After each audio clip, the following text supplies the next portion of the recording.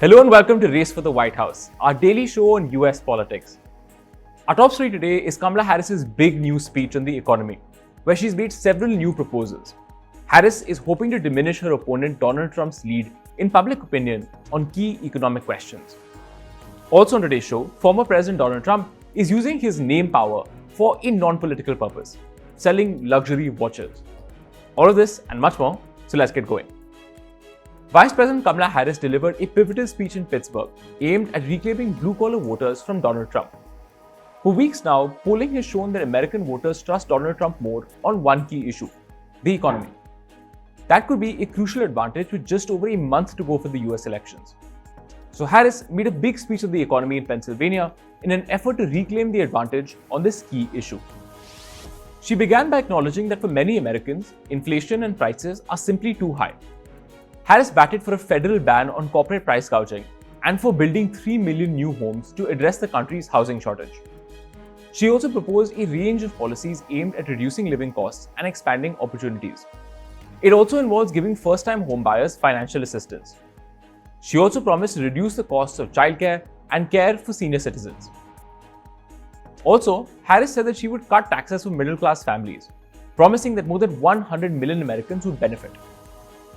As for expanding opportunities, Harris batted for tax benefits that would aid small businesses. She also called for investments in future technologies, removing degree requirements for federal jobs, and reducing regulation. She tried to project herself as a pragmatic and practical capitalist. This is important since there are worries that she is seen as too liberal and progressive on economic issues. But while Harris was not particularly detailed on her proposals, she was clear on one thing: attacking Donald Trump. Harris alleged that Trump was only interested in working for the rich and not for ordinary Americans. He has no intention to grow our middle class. He's only interested in making life better for himself and people like himself. Harris also attacked Trump for failing to protect manufacturing jobs and said that during his presidency, almost 200,000 manufacturing jobs were lost. She also said that Trump had talked tough on China during his time in office. But Harris alleged that America's trade deficit with China had only increased during Donald Trump's presidency. With her speech, Harris hoped to connect with working-class voters, especially in crucial swing states like Pennsylvania. Winning their support is crucial if Harris wants to clinch the White House in November. It's clear that Donald Trump is no stranger to legal trouble. He was convicted by a court this year for falsifying business records and will be sentenced for that crime. He also faces a number of other cases, trying to overturn the 2020 elections and mishandling classified documents. Now, throughout all of this, Trump has made one claim persistently. Trump argues that the cases against him were evidence of a political conspiracy by the Democratic Party to persecute him. Many of his supporters also believe that. But now there's a twist in the tale. Just this week, New York City Mayor Eric Adams was indicted on charges of corruption. He has been accused of accepting money from foreign governments. Here's the thing. Adams is a Democrat, and he's being chased by the very same people who went after Donald Trump. Both Adams and Trump have been charged by federal prosecutors in the Southern District of New York. Now, these prosecutors have also successfully gone after several politicians accused of corruption in the past, regardless of their party affiliation. So Trump's claims that the Democrats are somehow targeting him don't make much sense now, since a high-ranking Democrat like Adams is also on their scanner. And just a little while back, Democratic Senator from New Jersey Bob Menendez was also convicted on charges of corruption. Now, in both Menendez and Eric Adams' cases, Democrats have taken the charges seriously. Prominent members of the party put serious pressure on both Menendez and Adams to resign from their respective posts. So even though America's justice system might not be perfect, Trump really can't claim that he is being singled out for persecution.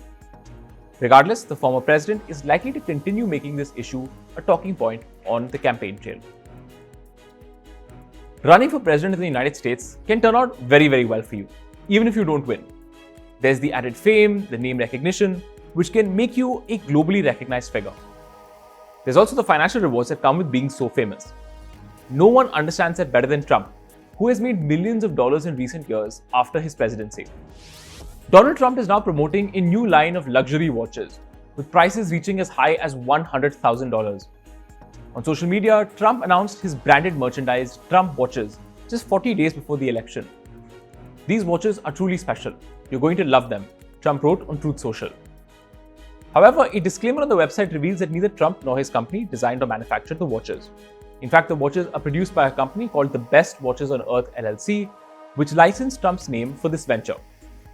Now, this is the latest example of how Trump has capitalized on his name power and his recognition in a way that sets him apart from any presidential candidate before him.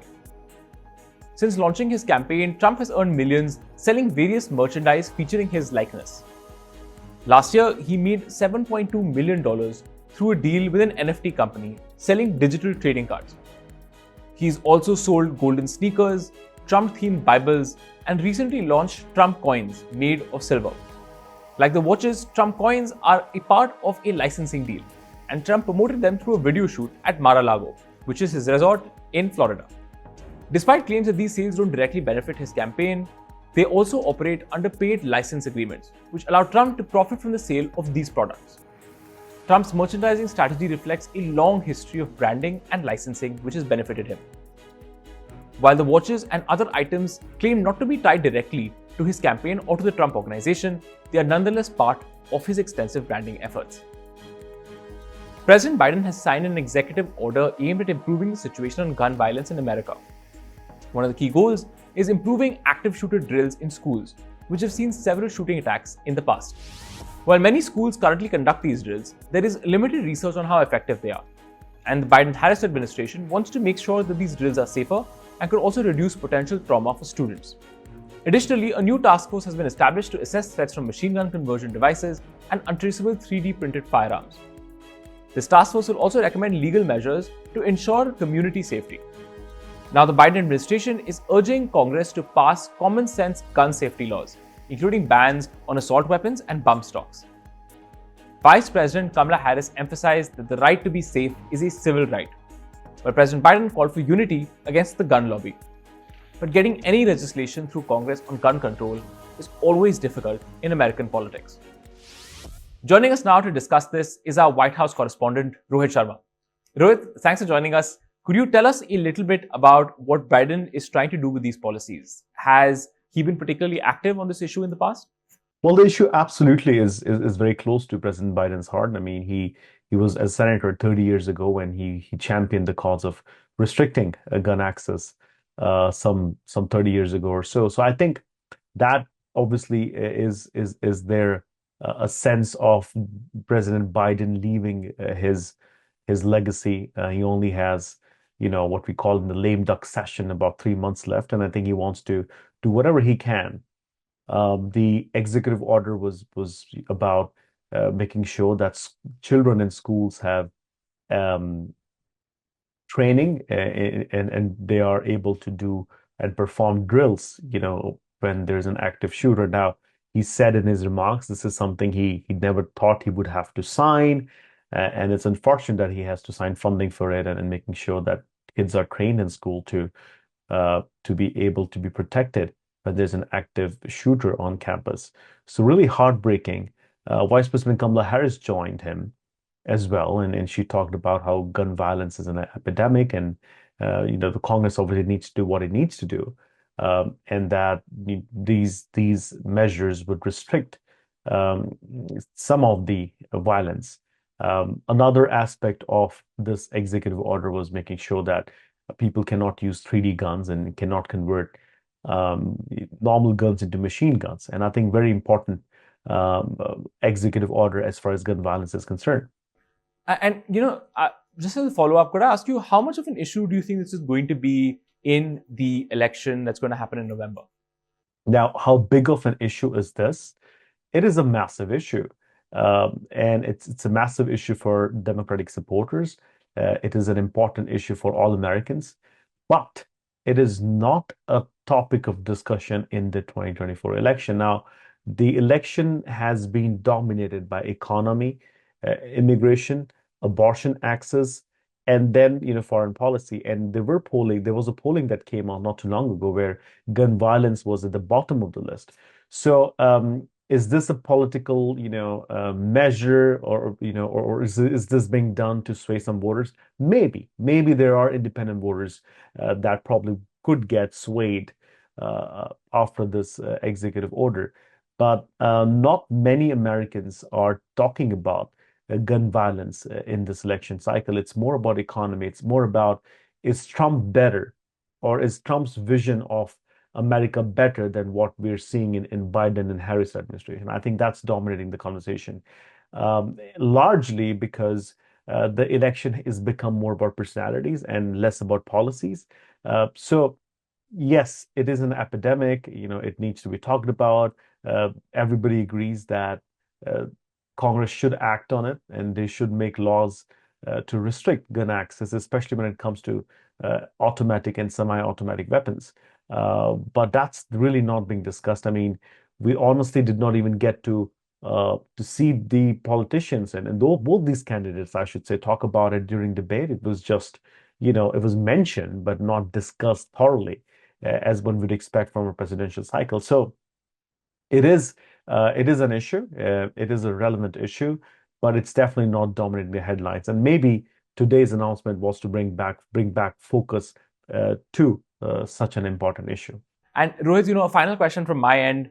Harris made this comment recently in an interview with Oprah Winfrey on owning a gun. How do you think she's going to be approaching this issue of gun control? Where does Trump stand on it, for example? Could you tell us how the candidates are thinking about this?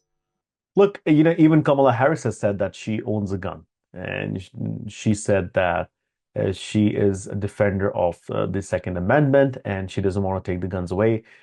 Donald Trump, obviously a Republican, is pro-guns, and he hasn't talked about any restrictions and things that he would do to restrict. Kamala Harris, on the other hand, has told her party line, and she talks about how people should not have automatic weapons in their hands, and there should be restriction placed on these weapons. Plus, there's a talk about background check on some of the individual.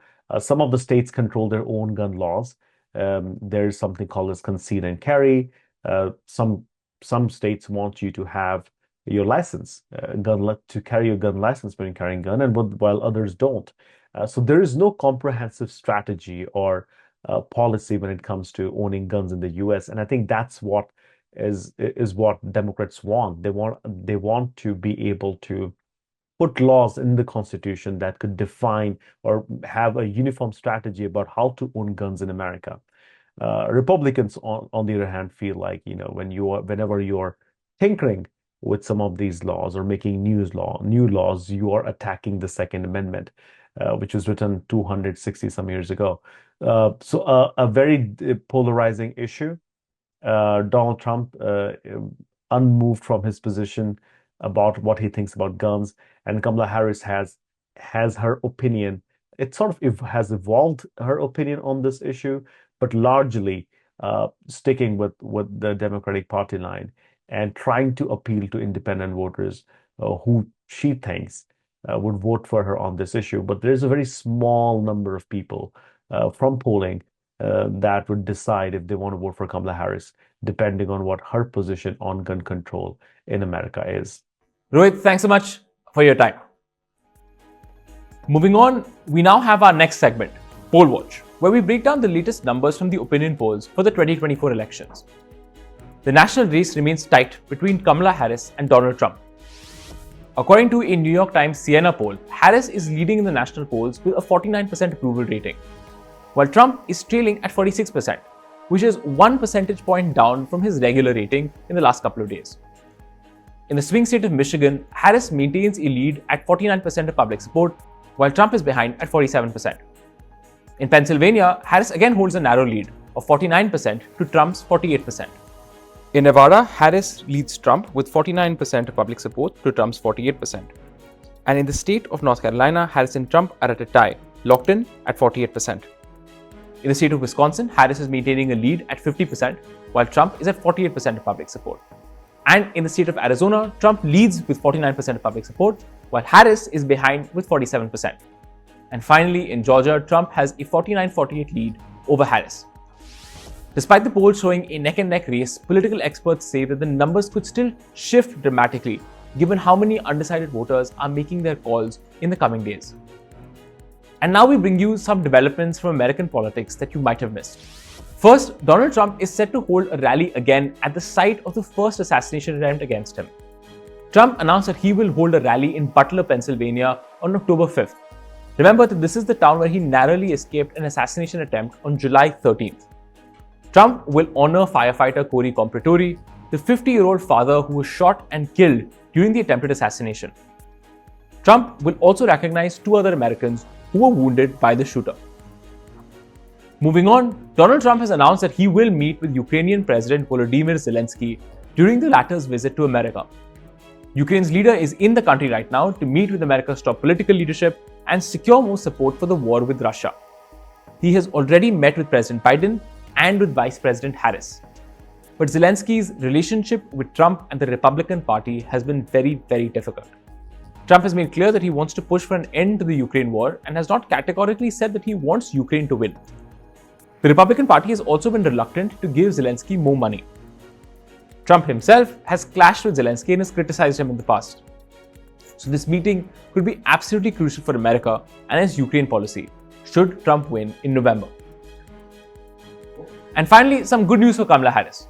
Senator Angus King of Maine, an independent, endorsed Kamala Harris in a social media post.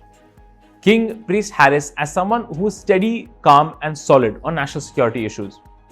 The two had worked together on the Senate Intelligence Committee during Harris's time as a senator from California. Maine is generally considered to be a fairly solid state supporting the Democratic Party, but nonetheless, Kamala Harris will welcome the endorsement.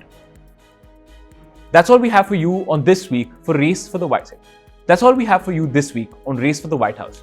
You can catch us again on Monday, only on India Today Global.